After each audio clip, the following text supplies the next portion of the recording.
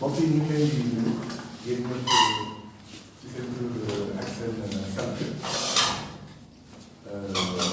di rafetlu seen teewaay bu baax a baax di déglu voilà Cheikh yi bu ñu wàcc moom ci waaw micro bi kese dafa gudd trop di jéggalu ci yéen ko commencé bi donc léegi ñu ngi fi taxaw di di xaar seen collègue yi di woon am na sax ñoo xam ne ñu ngi enregistré bon à un moment donné il faut commencer xam nañu ne am na ci suba réunion de rédaction yi dafay xaw a naka avancé et puis ñenn ñi foog ñu jaar fa avant ñu ñëw fii loolu moo tax comme ñu commencé kër bi ñu ci jéggalu donc comme ci nous sommes là depuis di waajal conférence de presse conférence de presse bi jàmm la ñun ñoo ko woote ñun waa FRAPP am information yu am solo particulièrement benn bu am solo bi nga xam ne dañ ko joxe ci conférence de presse bi information relative à ambassade de France ñu ngi salué visa yi fii ci Sénégal ci conférence de presse bi ñun waa FRAPP ñu ànd si ak ay doomu Afrique yoo xam ne ñoom ay victimes lañu ci politique de délivrance des visas bu ambassade de France bu au Sénégal donc victimes yooyu ñenn ñi ñoo fi teew dina ci am ñoo xam ne dinañ jël kàddu pour wax ñoom lu leen dal lu ñu daj ak ambassade bu France bi nekk fii ci Sénégal continuer di ko dund ba jamono ji ñuy wax ak yéen ci conférence de presse bi donc Aliou Gérard Koita dina def déclaration liminaire bi ci kàllaamaay nasaraan ak ci wolof Aliou Gérard Koita mooy wax ci turu FRAPP mooy moo toog nii moom bu paree suñu mbokk itam Daba Gueye moom moo toog nii dina wax ci turu étudiant yi nga xam ne ñu ngi continuer di dund lu métti ki leen ko fekk du kenn ku dul ambassade de France bu nekk ci Sénégal xëy na dina am pour noppi ñeneen ci naataangoom yi nekk ci ginnaaw xëy na yu am lu ñuy mottali Aïcha Njëmbat Ndiaye moom moo toog fii moom itam dina wax moom mu ngi bokk ci xëy na ñi nga xam ne ñoo bëggoon def lu ñuy woowee recrutement familial te muy sañ-sañ droit boo xam ne nit yi am nañ ko waaye ñoom itam ñu am lu ñuy dund lu métti ndax ambassade de France bu nekk ci Sénégal muy doxalee donc mu mel ni tey ñetti pàcc ñoom ñoo fi nekk ñun waa FRAPP am xibaar bu am solo bu ñu nar a joxe ci fànn boobu waaye itam étudiant yi nga xam ne ñoom dañoo déposé ambassade France pour am sa visa ay weer gi di dund bu jeexee waaye tamit ñi nga xam ne ñoom ñoo bëgg def lu ñuy woowee recrutement familial donc nii la conférence de presse bi tëddee xëy na balaa ñoo sori di ñaan ñu def peut-être une minute de silence et de prière ndaxte dégg ngeen ne suñu ay mbokk yi nekk ci benn entreprise bu ñu woowee Star Industries depuis une semaine bés bu nekk ngeen dégg kenn dee na mu amoon explosion ci entreprise boobu ñuy woowee Star Industries nekk ci région bu Diourbel ci dëkk bu ñuy woowee Neve donc mu amoon fa explosion et voilà su mu nekk nii ñi fa jotagum dee ñu ngi toll ci juróom-ñaar 7 yàlla na fa yem donc une minute de silence et de prière ngir ñaan yàlla suuf seen kaw waaye ñaan yàlla baal leen voilà lépp li nga xam ne jot nañ ko def voilà mu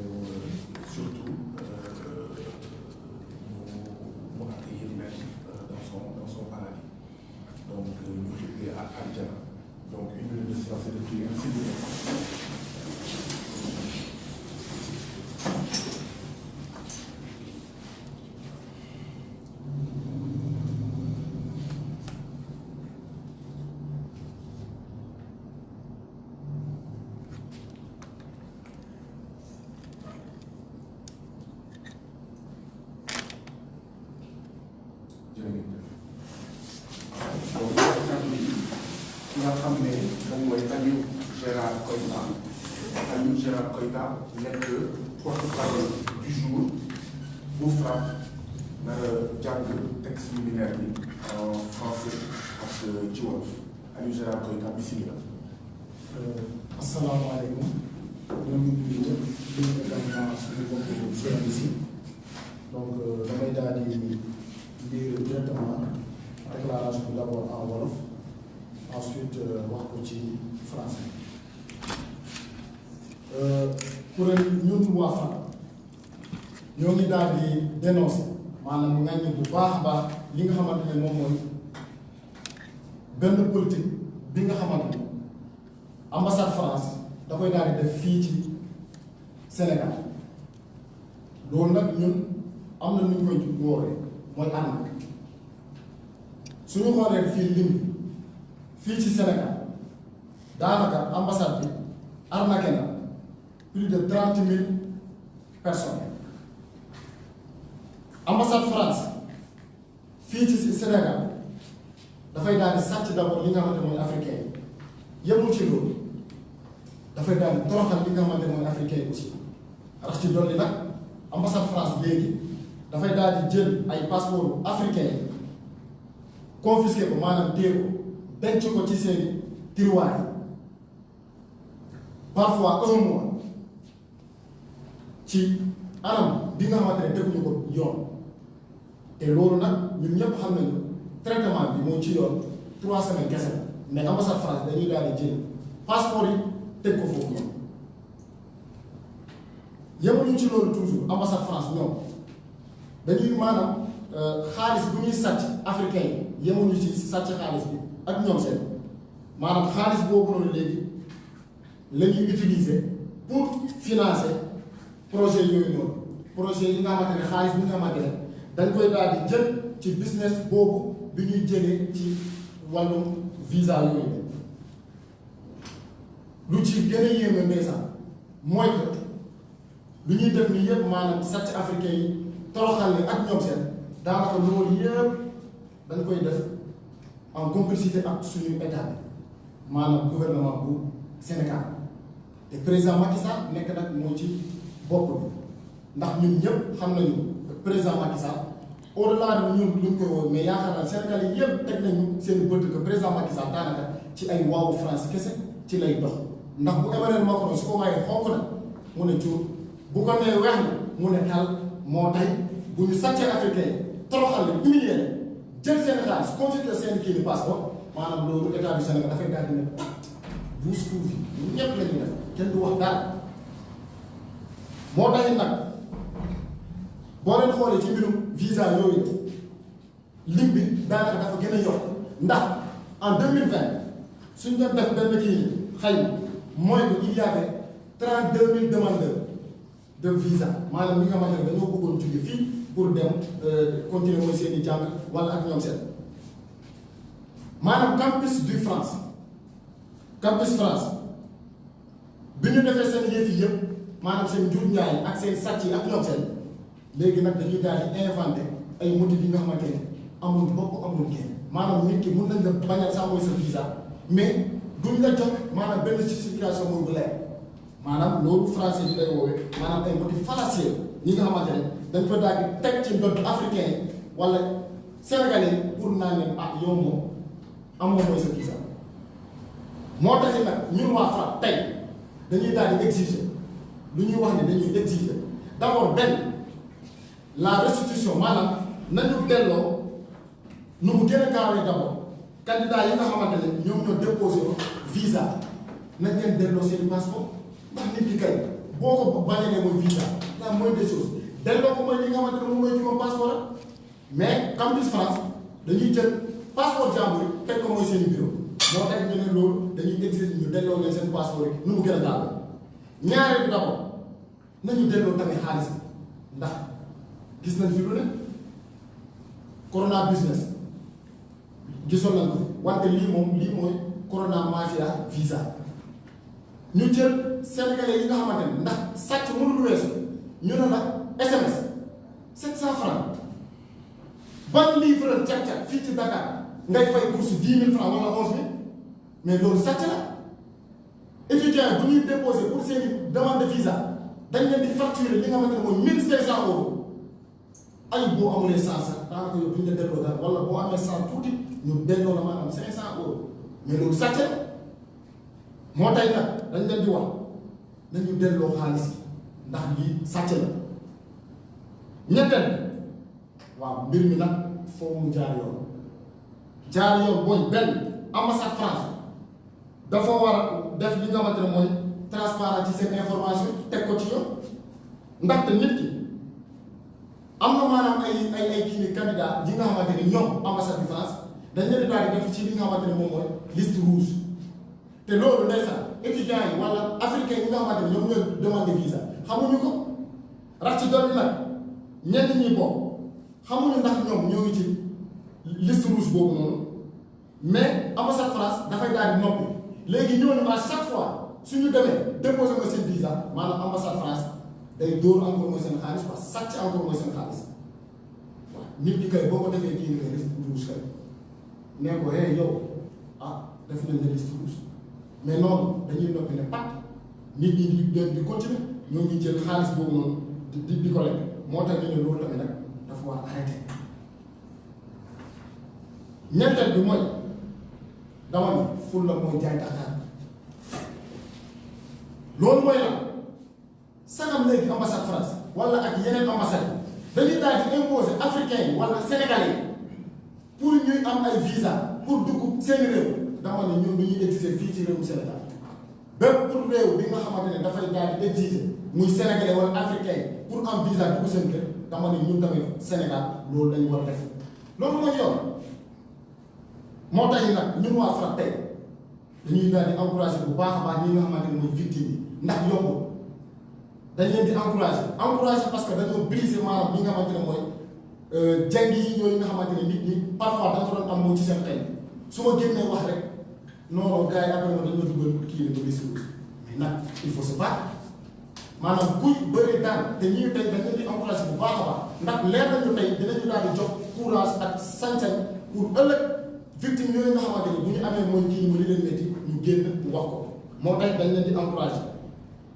fi may kiiwee terminé rek mooy que FRAPP waaw le front pour une révolution anti-impérialiste populaire et panafricaine ñenn ñi ñu ngi ko woowee France dégage waaw tey nag la ñu gën a continuer wax France dégage te di leen yëgal rek ni que incha allah maanaam vendredi bii passé déposé nañu ci taabal préfet bi nga xamante ne moom tudd Mor Talla Tine di ko yëgal waaw sagam gars yi ñoo ngi leen di sax ñoo ngi leen def lu ne kenn waxul dara ñun FRAPP déposé nañu lettre d' information pour xamal Mor Talla Tine incha allah kon ñun waa FRAPP ak victime yii jeudi 13 octobre à partir de 10 heures dañuy daal di def sitting ci buntu ambassade te day saf ambassade France nañu xam ne bu baax a baax kon ñun waa FRAPP ak victime yii jeudi incha allah à partir de 10 heures 0 minutes dañuy ñëw ci buntu ambassade pour protester nag li nga xamante ne mooy sàcc xaalis bi àndak bi ndax dafa doy loolu noonu laa bëggoon tënk ci kàllaama wolof maa ngi tudd Aliou Gérard Keita xëy na ma enchaîné directement def ko ci version française.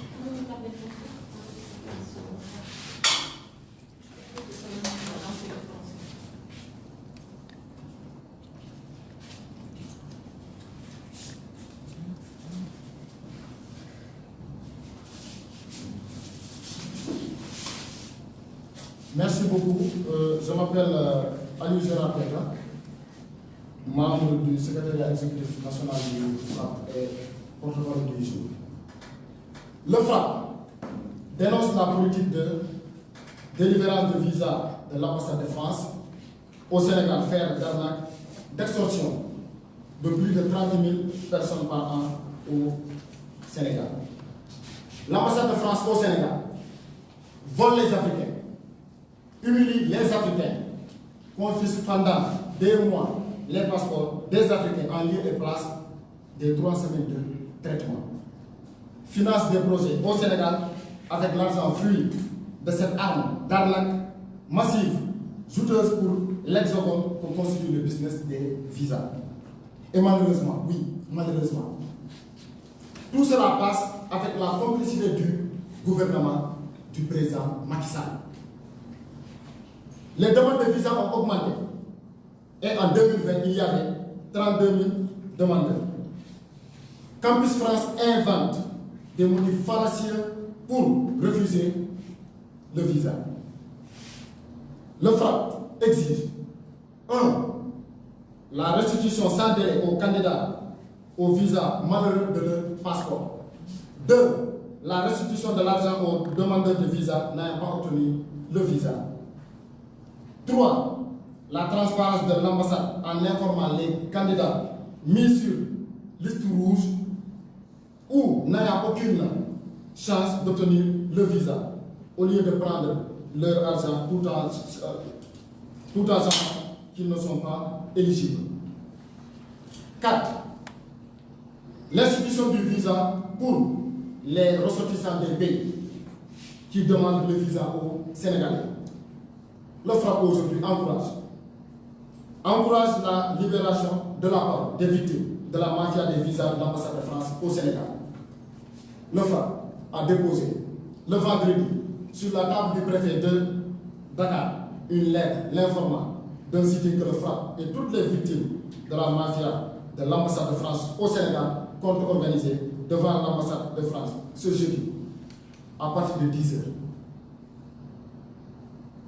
Nous appelons tous les victimes de cette mafia, tous les Sénégalais épris de justice. Nous vous donnons rendez-vous ce vendredi. Non, mais ce jeudi, autant pour moi, à partir de 10 h devant l'ambassade de France. Le préfet de Dakar, encore une fois de plus,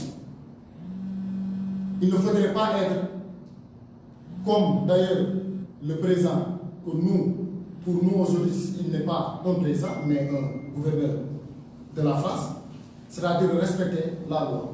Le FRAPP a respecté en déposant depuis le vendredi, donc c'est à mon tartine également de respecter la loi. Nous vous remercions. Le secrétaire exécutif national du FRAPP, le 10 octobre, Aliou Gérard Koïta. Merci. Merci beaucoup, Aliou Gérard Koïta. moom moo doon jàng li nga xam ne moom mooy extraordinaire bi ñu jox kàddu gi ki nga xam ne mooy Daba Gueye yore kàddu étudiants yi nga xam ne ñoo am jafe-jafe ci li Aliou Gérard Koïta doon jàng sànq ci jot seen visa seen passeport ak ñoom seen ak ambassade de France xam naa dina dellu ci bu baax a baax ci ñoom lu ñu daj depuis kañ ngeen koy daj Daba tu vas faire en wolof et en français pour en wolof d'accord donc moom bu bàyyee yeneen étudiants yi nga xam ne ñu ngi fi s'ils ont des compléments à faire dinañ ko mën a def et après ñu jox kàddu gi troisième groupe bi nga xam ne moo fi nekk muy waa regroupement familial ci mbokk Aïcha Jëmbët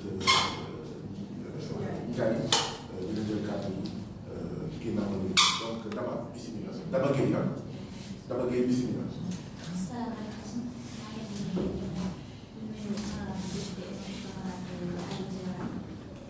Nous sommes là, je suis la représentante des étudiants. La représentante des étudiants qui sont victimes pour leur dépôt concernant à l'ambassade de France. Tey ñu ngi fi ñëwoon nag parce que étudiants yi ñoo ngi dund lu métti concernant seen dépôt yi pour visa dem jàng dañoo jaar ci ay procédures yu leer ñii ñu ngi jaar par Campus France ñii ñu ngi jaar par Parcoursup ñu am ay admission ci école yu mag yu nekk en France te terewul duñ ko jaarale ci yoon dañoo fay suñu 75 000 francs de frais de dossier pour Campus France bu ñu paree da ngay def sa entretien ñu envoyé ces dossiers bu dee école bi accepté ñu envoyé la accord préalable moom moo lay jox autorisation pour nga dem déposer du visa mais lu ñu fi tax a ñëw tey c'est le traitement des dossiers pour étudiants yi parce que jaarul yoon da ngay imaginer dépôt yi premier jour la doon commencé mais cette année-ci ñu ngi commencé 1er juillet donc am na retard 1 mois joxuñu région yi tax ñu commencé juillet donc voilà léegi nag yow tey jii bi nga déposé nga am refus di nga daan am chance nga defaat le dépôt changé waat sa garant changé waat sa hébergement mais ren ak ni ñu ko commencé 1er juillet da ngay gis koo xamante ne déposé le 1er juillet wala août sa dépôt di def plus de 3 mois wala 2 mois yoo xamante ne ni mënuñu la wax sa passeport ndax di nga ko jot wala doo ko jot ndax dinañu accordé sa visa wala dinañu accordé avec des frais yoo xamante ne ni de plus 11 000 francs pour livraison si tu es à Dakar et 22 000 francs de livraison si tu es hors Dakar des frais yoo xamante ne nii c'est obligatoire duñ la jox option ndax da nga koy def wala doo ko def duñ lay obligé nga fay ko 18 500 pour prise de rendez-vous et 750 francs pour SMS bu lay wan ni yow jot sa visa c'est disponible au niveau de VFS Global léegi di ko mën a dinañ la révision bi dina mën a am léegi 750 SMS yooyu noonu après si la livreur bi di la woo pour ñëw mun laa mën a ñëw jox sa passeport te loo xamante ne yow mënu nga dem vérifier ko sa bopp au niveau de VFS Global lu ñu gën a métti mooy traitement de dossier am na ñoo xamante ne déposé nañ seen dossier septembre seen dossier par jël une semaine de traitement wala 4 jours 5 jours ñu jot seeni passeport léegi ñun pourquoi pas ñu déposé à temps 11 août de mon cas man 11 août laa déposé ba léegi jot na sama passeport j'ai école bi commencé nañ seen cours depuis 1er septembre mu nekk loo xamante ne bii métti na trop étudiants yaa ngi dund si stress sàcc boo xamante ne nii bu fekkoon jaar nañu woon si yoon ñu ne waaw mais jaar nañ si yoon on a fait les choses papier yu ñuy demandé jox nañ leen papier garant jox nañ leen papier hébergement jox nañ leen papier bi wane ne am na école bu la accepté jox nañ leen ko dossier bi day complet et après on te compte des motifs yoo xamante ne nii doo mën a sax xam yow lii motif lan la da ngay déposé à temps ñu wax ne la am nga motif boo xamante ne nii da ngay dem France pour d'autres fins yoo xamante ne damoo jàng te fii ñun dañoo jug pour dem jàng pour mën a ñëwaat kii pour mën a servir suñu pays loolu moo nekkoon suñu problème ñu doon si waxtaan ak Aliou depuis loolu dinaa ménager aucun effort pour jàppale ñu si loolu bu baax a baax te nekk na loo xamante ne nii ñoo koy ñaawtu bu baax a baax étudiants yi sonn nañ ñu wax ak ñu waxul yëpp sonn nañ voilà loolu moo nekkoon suñuy kàddu bu fekkee tamit am naa lu ma fàtte ak kay dina am sama kàddu yoo xamante ne dinañ ci mën a répondre incha allah. jërëjëf Daba Gueye may fàttali ne Daba Gueye moom moo yore kàddu étudiant yi nga xam ne dañoo déposé demande de visa ci ambassade de France bu nekk fii ci Sénégal xanaa laaj yeneen étudiants yi ndax y a des compléments ci loolu dina la faire en français.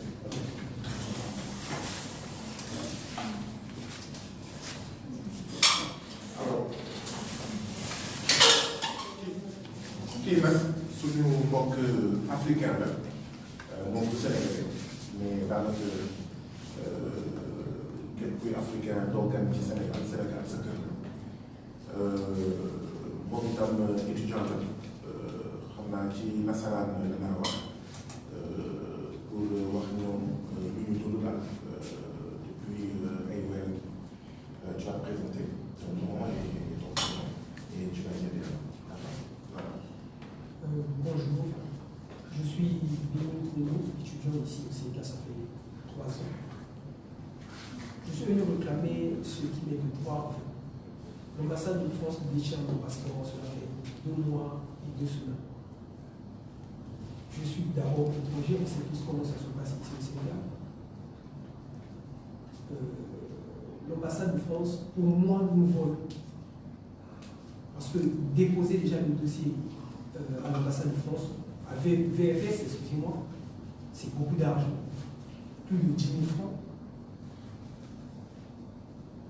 Le message, 750 francs. Pour moi, c'est trop. La livraison, c'est à 11 500. La livraison du passeport, même si tu es à Ouakam, autant VFS et à Ouakam, la livraison à 11 500, c'est trop. Ils nous détiennent le passeport pendant 2 à 3 mois. Moi, étant étudiant ici au Sénégal, j'ai une maison à payer. Pour retirer mon argent, il me faut mon passeport. J'ai payé plus de 2 000 euros pour une année scolaire, plus de 2 000 euros pour la France. 2 000 euros pour faire. Ils doivent avoir pitié de nous. Et quand tu as un refus, on te rembourse 1 000 euros. Donc ils bénéficient de 650 000 francs. 650 000 francs de francs CFA. non seulement les 650 000 francs, qu'en plus France bénéficie des 75 000 francs qui ne vont pas vous rembourser, l'ambassade de France ne vous rembourse même pas 10% de ce que vous avez payé. Et moi, je pense que quand tu achètes, quand tu fais la demande d'un bien et que tu ne le reçois pas, ils doivent te rembourser. Je ne peux pas acheter, demander du pain et que le boutiquier ne me remet pas le pain, il bénéficie de mon argent, c'est pas normal. Voilà pourquoi on est venu près de vous, vous qui êtes là pour nous aider, les médias qui sont là pour, je ne sais pas quel terme employer. Au fait, bon, voilà, c'est ça, que vous puissiez nous aider, au fait. Je pense que c'est ce que j'ai à dire, excusez-moi pour l'émotion. Merci beaucoup, Denis. Juste une précision pour nous, le FRAPP. Aucun Africain n'est étranger au Sénégal. D'accord? Quels que soient les traitements peut-être de certains parmi nous, aucun Africain n'est étranger au Sénégal. Ici, c'est la terre africaine du Sénégal. Là-bas, c'est la terre africaine du Togo, du Malawi ou je ne sais pas, du Mali. Donc, on n'est pas africain dans notre continent, dans notre même patrie. Donc, merci beaucoup, Denis. Je ne sais pas s'il y a d'autres compléments. Pour les étudiants, c'est bon. D'accord. Oui, les gars,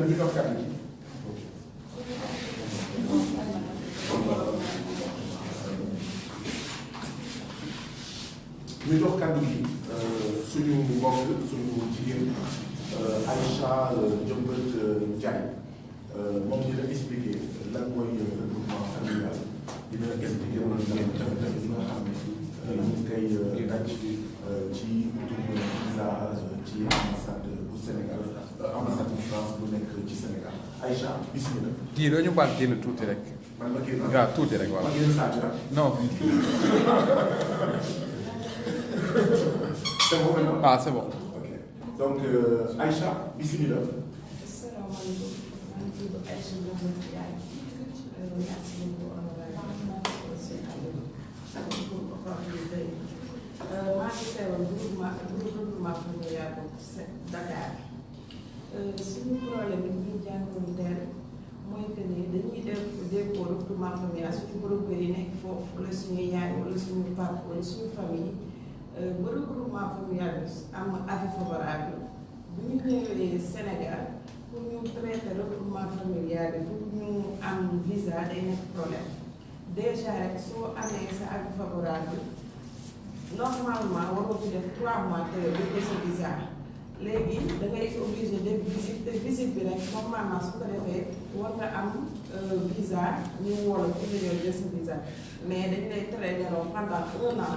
Léegi demal si maire bi yónnee nañ fa nga dem foofu ñu naan ambassade jotaguñu message loolu problème la aussi boo xam ne ñun dañ koy jànkuwanteel beneen bi aussi mooy dañuy confisquer sa visa sa passeport nga toog di xaar war a dem voyage ci Afrique bi doo mën a déplacé wu parce que confisqué nañ sa passeport beneen bi si topp mooy que dañu lay boo amee refus dañ la war a delloo sa xaalis mais duñ la ko delloo dañ koy téye delloo la sa passeport pour nga jox rek sa passeport boo amee refus c'est tout un problème te ñun bu ñu defee suñu regroupement familial ba foofu normalement warul am problème pour ñoom ñu andi ñu ko déjà boo bu ñu demee boo suñu parents yi wala suñu jëkkër yi nekk foofu France dañ lay obligé loo ne la jël appartement bu mag jël da ngay obligé jël avocat jël appartement jël lépp.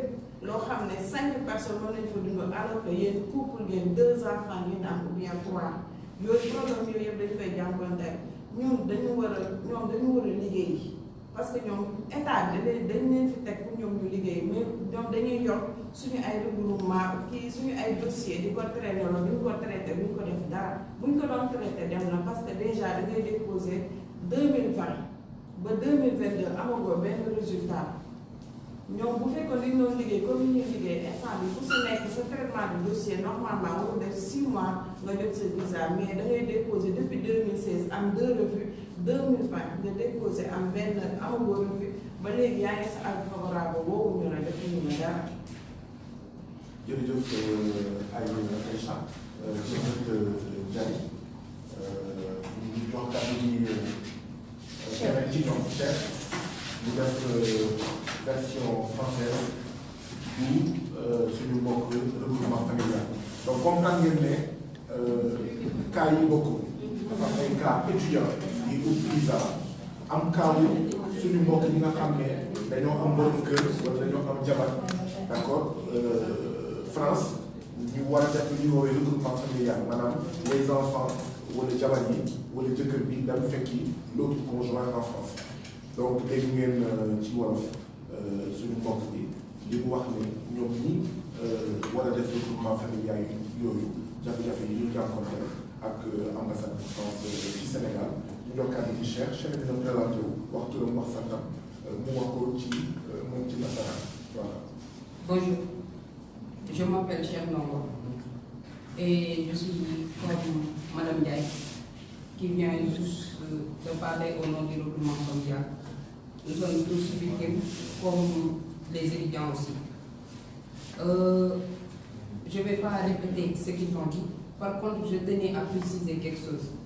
On est tous des Sénégalais. Nous allons à l'école. Il y en a qui ont de travail. Et on a pas mal de choses à faire. Donc, si nous déposons nos dossiers, c'est parce qu'on en a besoin.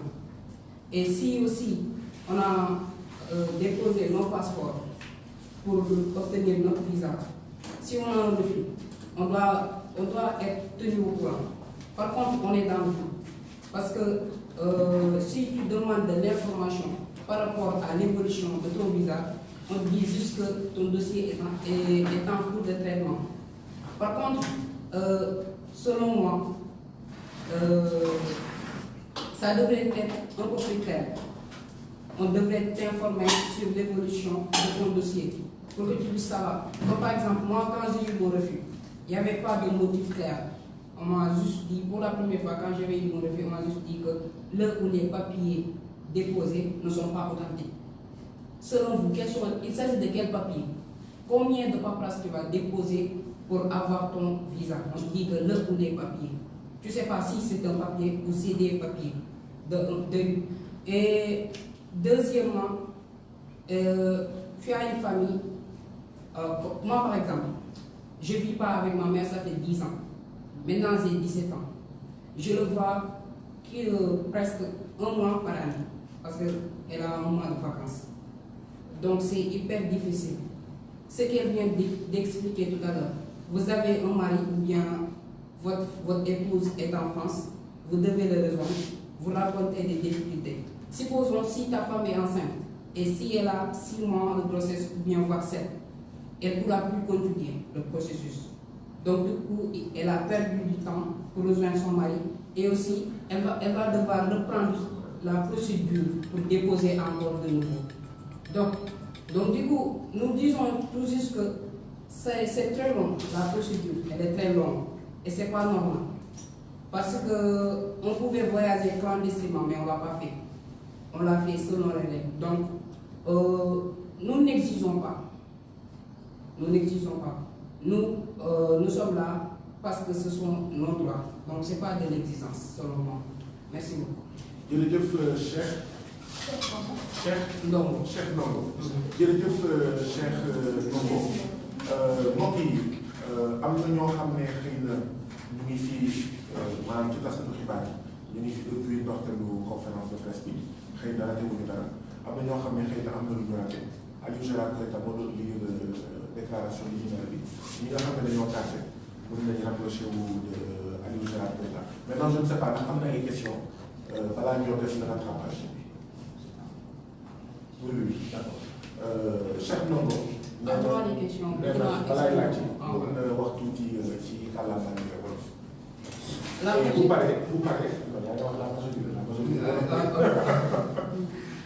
xaaral Cheikh donc Cheikh bu paree wax li mu doon wax sànq ci nasaraan bu ko waxee ci wolof bu fekkee am na ay laaj ngeen mën ko laaj donc Aliou Gérard Koita pour le FRAPP ak ñeneen ñi pour étudiants yi wala regroupement familial dinañ ci tontu journaliste yi nga xam ne nag tànn nañ déclaration yi mu neex bi wala yeneen kii ñu koy rapproché jiw wala jiw pour ñu mottali ko donc chaque membre bismillah. dama bëggoon rek indiwaat ay leeral bëri na fii ñi sànni ñu nekk ñu bëri soit ay journaliste lañ soit ay membre FRAPP ñun ñu nekk regroupement familial ñu nekk ay étudiants ñu bëri ay victimes lañ mais ñëw ñu fay tey parce que dañoo ragal dañ jàpp ne bu ñu feeñee ci télé wala ñu wax seen ay kàddu wala ñu wax li leen metti dañuy refuser seen visa wala lu am dara dañ ci fekk ñun ñëpp dañoo ragal mais seule la lutte libère bu fekkee ñun dañoo bëgg ñu respecté ñu li ñuy wax li ñuy kaas ñu xam ne suñu ay droit la il faut que ñu jaar ci yoon yi bu fekkee dañ koy wax au niveau de la presse pour information bi jàll dinañ ko def bu fekkee ay manifestation selon les règles dinañ ko def mais l' essentiel mooy ñun ñëpp ay sénégalais lañ am na ñoo xam ne nag ils se sentent pas concernés dañ jàpp ne comme que déposé woon visa sa yoon nekk mais tey mën nga ko bañ a déposé suba mën nga ko soxla bu fekkee am nga problème ñun ñoo fi nekk comme pour yow comme ni nga fi nekkee comme ñeneen ñi li ma bëggoon préciser rek mooy pour manifestation ñi nga xam ne bëgg nañoo ñëw ak ñi nga xam ne ragal nañoo ñëw nañu xam ne ça nous concerne ñun ñëpp bu fekkee ay sénégalais rek loolu laa bëggoon yokk merci beaucoup. jërëjëf Cheikh Ndongo mbokk taskatu xibaar yi ginnaaw bi ñu leen gërëmaatee ci seen teewaay est-ce que am ngeen ay laaj yi ngeen bëgg a laaj wàllu groupement familial wala étudiant yi wala FRAPP mi nga xam ne moo def déclaration yi ñu bu dee amul ay laaj ok. bëggoon naa xam juste. yow la dem waaw Mbayenkoor bu rajo Fred FM. ok je voulais savoir. Mbayenkoor. Mbayenkoor. Mbayenkoor. waaw. Mbayenkoor jublu sant koor. waaw sant koor. d'accord Mbayenkoor bismillah. Je voulais avoir une idée du nombre. Est-ce qu'ils ont le nombre d'étudiants pour savoir, pour avoir une idée de l'ampleur en fait. Il y a que l'ambassade de France qui peut le savoir et Ali Gérald Koïta, dans la déclaration liminaire du FRAPP, a informé qu'en 2020, d'accord, il y avait 32 000 demandes de visa déposées au niveau de l'ambassade de France. Maintenant, pour savoir combien de refus, combien d'acceptations, combien, il n'y a que l'ambassade de France. Voilà, c'est ça. Et c'est une des raisons d'ailleurs pour lesquelles nous avons tenu cette conférence de presse. Mbayenkoor, à part Mbayenkoor, c'est bon? Ok, donc. En fait, c'est un peu général parce que. les femmes plus s'appliquent.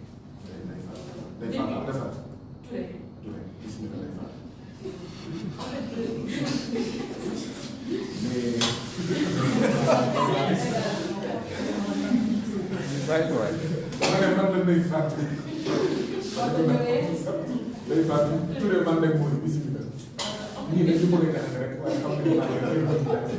En fait, Je m'appelle Cheikh Ndongo et je suis Madame Ndiaye. Pour Sénégalais, il y a beaucoup trop de personnes qui demandent procédure de 75 000. Mais par rapport à un profil pour l'acceptation, sans remboursement et tout. Je voulais savoir, parce que nous avons un espoir, soit des services, ou des tout à inscrire des procédures, mais de aboutir.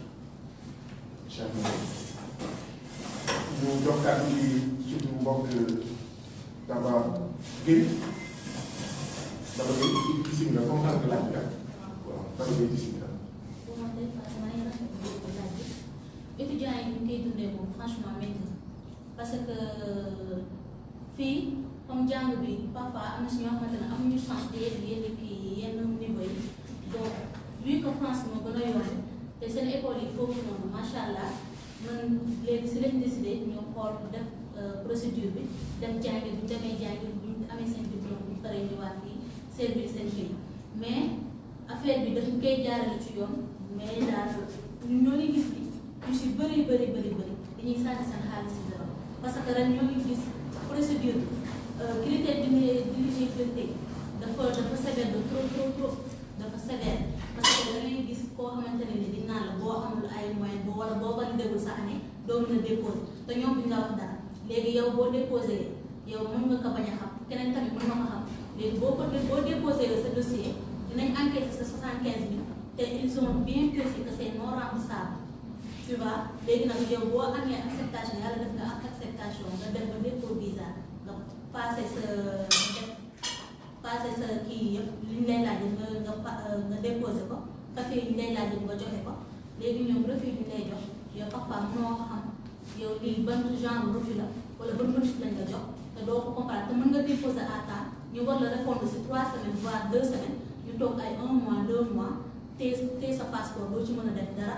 loolu daal ñu koy ñaaw bu baax a baax. C'est bon? Oui. Bonjour. Je vous lève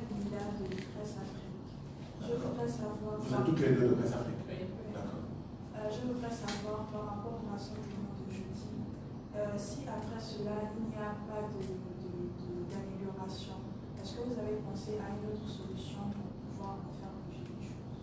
Ok. Là-bas, échanger avec elle.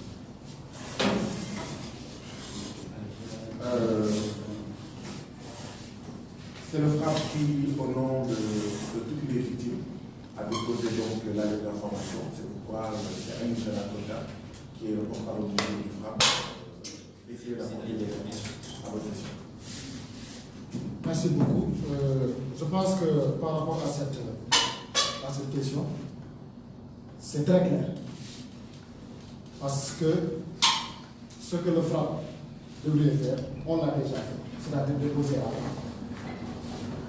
Déposer à temps et attendre l'avis du préfet montagne. Ce qu'il faut retenir, c'est que nous n'allons pas brûler les étapes.